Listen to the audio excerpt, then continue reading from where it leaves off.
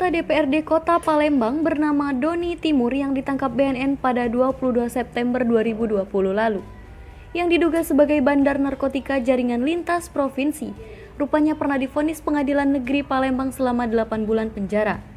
Dalam kasus yang sama, yakni kasus narkotika, berdasarkan rekam jejak Doni, sesuai dari catatan yang tertera dalam database Sistem Informasi Penelusuran Perkara, atau SIPP, Pengadilan Negeri Kelas 1A khusus Palembang, Doni Timur oknum Dewan 30 tahun ini pernah menjalani sidang pengadilan dengan nomor perkara 1251 PID SUS 2013 PN Palembang.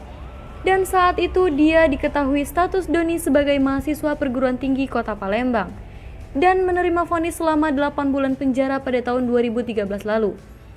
Hal ini disampaikan langsung oleh Humas Pengadilan Negeri Palembang, Abu Hanifah, yang menjelaskan pada rekam putusan tersebut, Doni divonis karena melanggar pasal 131 Undang-Undang RI nomor 35 tahun 2009 tentang tindak pidana narkotika.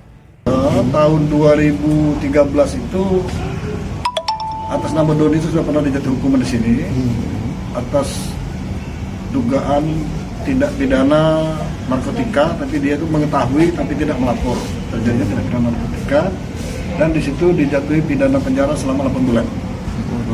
Tapi belum tahu apakah Doni yang itu, tapi kalau melihat data yang diberikan oleh teman-teman wartawan tadi, datanya itu sama Pak. Di bulan 1 Oktober 2013 vonisnya.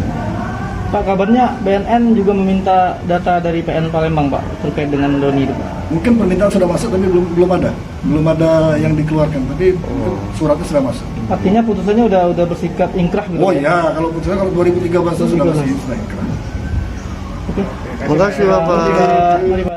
Dari Palembang, Sumatera Selatan, reporter Dera, kamerawan Muhammad Rian, Palembang Baru TV, mengabarkan.